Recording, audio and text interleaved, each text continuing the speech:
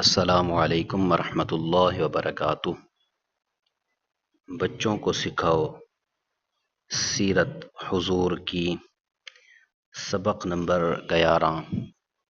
اور آج کے ہمارے اس 11ویں سبق کا عنوان ہے غم کا سال اور معراج مصطفیٰ صلی اللہ علیہ وآلہ وسلم۔ اس 11ویں سبق کو سننے سے پہلے اچھی اچھی نیتیں فرما لیں اور خوب غور سے سماعت فرمائیں۔ پیارے بچوں، ہمارے نبی صلی اللہ علیہ وآلہ وسلم کی زندگی میں بھی ایک ایسا سال آیا جس میں آپ علیہ السلام نے دو ایسے پیاروں کو کھویا جن کا ساتھ آپ علیہ السلام کی زندگی کا سب سے بڑا سہارا تھا۔ ایک طرف آپ علیہ السلام کی وفادار اور محبت کرنے والی بیوی حضرت خدیجہ سلام اللہ علیہا رضی اللہ عنہا، اور دوسری طرف آپ علیہ السلام کے محافظ چچا جناب ابو طالب۔ یہ سال تاریخ سیرت میں عام الحزن یعنی غم کا سال کے نام سے جانا جاتا ہے۔ جناب ابو طالب آپ علیہ السلام کے سگے چچا تھے اور انہوں نے آپ علیہ السلام کو بچپن سے پالا تھا۔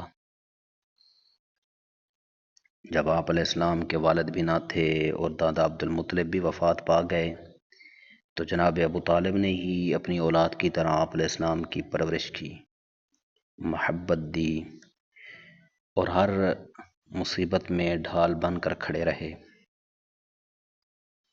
نبوت کے بعد بھی جب پورا مکہ آپ علیہ السلام کا دشمن بن گیا تو جناب ابو طالب کی موجودگی دشمنوں کے لیے ایک بند دیوار تھی۔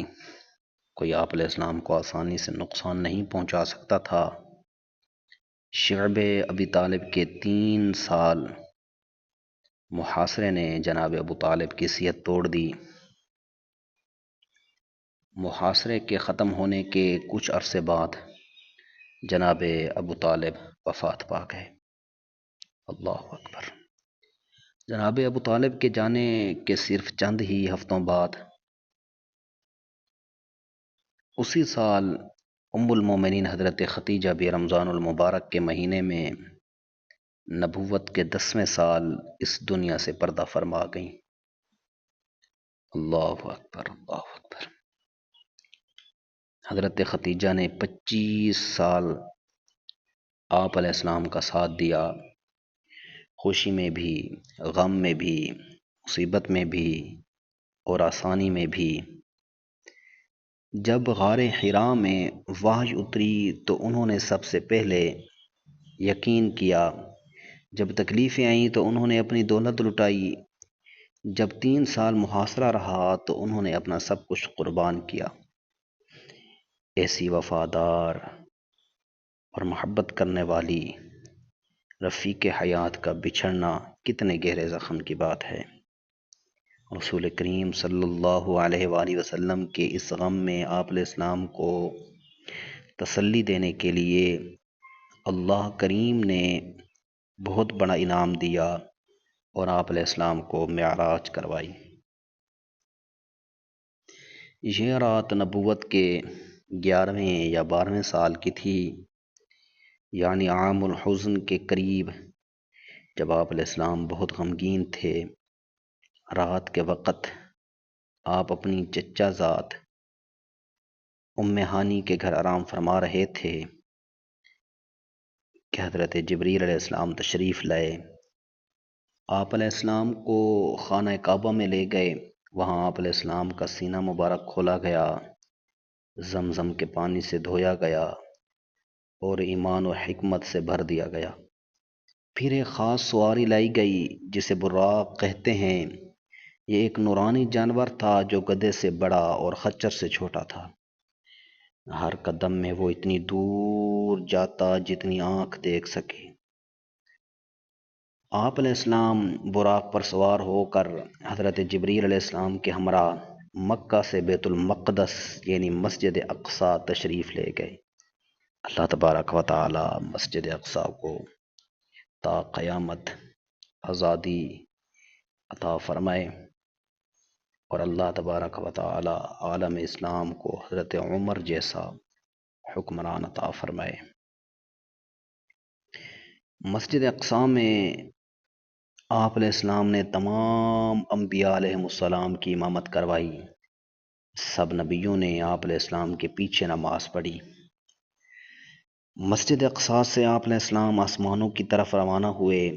ساتویں آسمان پر الگ الگ نبیوں سے ملاقات ہوئی، جنت اور دوزخ کو دیکھا، آسمانوں سے بھی آگے گئے جہاں فرشتے بھی نہیں جا سکتے۔ سبحان اللہ۔ اس مبارک رات اللہ تعالیٰ نے امت محمدیہ کو سب سے بڑا تحفہ 5 وقت کی نماز عطا فرمایا۔ پہلے 50 نمازیں فرض کی گئیں، لیکن اللہ کے نبی حضرت موسیٰ علیہ السلام کے مشورے سے حضور صلی اللہ علیہ وآلہ وسلم نے کم کروائیں، جو کم کرتے کرتے 5 رہ گئیں۔ پھر اللہ کریم نے فرمایا یہ 5 نمازیں ہیں لیکن ثواب 50 کا ملے گا۔ سبحان اللہ، سبحان اللہ۔ پیارے بچوں، یہ سفر معراج چند لمحات میں ہوا۔ آپ علیہ السلام راتوں رات چند لمحات میں واپس بھی تشریف لے آئے۔ سبحان اللہ، سبحان اللہ۔ تو پیارے بچوں، آج کے اس سبق سے ہمیں جو سبق ملا وہ یہ ملا کہ اگر پیارے بچھڑ جائیں تو اس غم کی گھڑی میں بھی صبر کرنا چاہیے۔ اللہ تبارک و تعالیٰ نے صبر کا ارشاد فرمایا، ان اللہ مع الصابرین۔ جب بندہ مصیبت پر، امتحان اور آزمائش پر صبر کرتا ہے تو اللہ تبارک و تعالیٰ انعام بھی عطا فرماتا ہے۔ اور دوسرا سبق یہ ملا کہ اللہ تبارک و تعالیٰ نے نماز کا تحفہ ہمارے پیارے نبی صلی اللہ علیہ وآلہ وسلم کو آسمانوں پر بھلا کر دیا۔ یہ اتنا عظیم تحفہ تھا اور ہے، تو اس لیے ہمیں بھی چاہیے کہ نماز قائم کریں، 5 وقت کی نماز پڑھیں، اور یہ نماز حضور علیہ الصلوۃ والسلام کے آنکھوں کی ٹھنڈک بھی ہے۔ اللہ تبارک و تعالی عمل کی توفیق عطا فرمائے۔